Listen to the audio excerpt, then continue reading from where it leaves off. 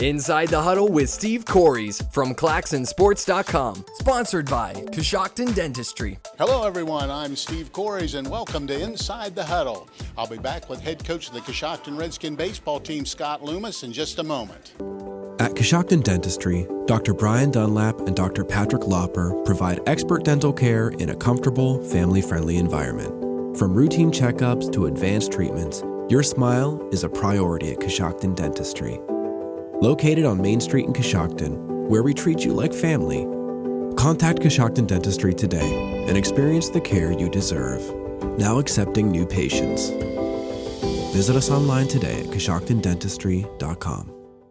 I'm here with head coach Scott Loomis of the Coshocton baseball team.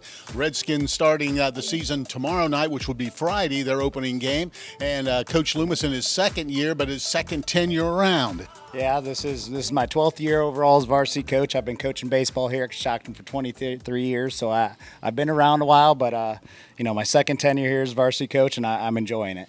The one thing I wanted to start with, kind of go through break down the team, but first let's talk about the outfield. I know you lost some people out there. Kind of go through what you're looking at this stage. Yeah, we've been working this spring and throwing some different guys in there. Right now we got Jay Stickerson and J.J. Herman are looking to play some center, and the other guy's always going to catch for us every day.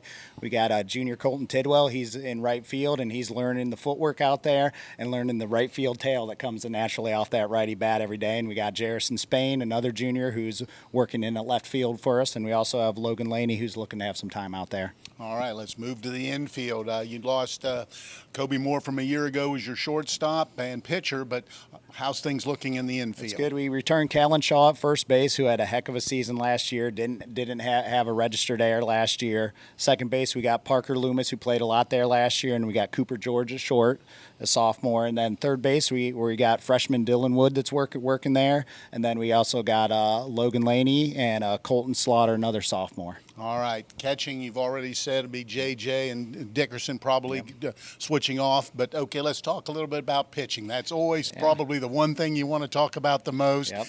Kind of go through it. Yeah, well, we have a young front end this year. We're going to be leaning a lot on lefty Callan Shaw, to be one of our anchors there. We're also going to be leaning on freshman Dylan Wood. He's going to have to grow up fast out there and against varsity guys playing against 17 to 18-year-old kids. Cooper George is going to throw a lot of innings, another sophomore. We got J.J. Herman's going to give us some innings, another sophomore Colton Slaughter that we're going to have out there. And then, you always have, when you get those 5 or 6 game weeks, you got to go 7, 8, 9 deep. So we also have Logan Laney throwing some for us, and Parker Loomis is going to have to eat up some innings on some Saturdays. All right. One thing you've been pretty fortunate about is you've been able to get some scrimmages in early. A lot of times this time of year, sometimes teams don't even get to play till that first game. So I've seen scores, but I know you don't care so much about that, especially at this stage. But how have things developed? How are kids growing, at least after 3 or 4 scrimmages? Well, we gotta get our feet wet, especially with a young squad, and going out there and seeing live pitching has been great. Our swings have improved throughout our scrimmage season. We've been able to execute some of our plays out there, which is good.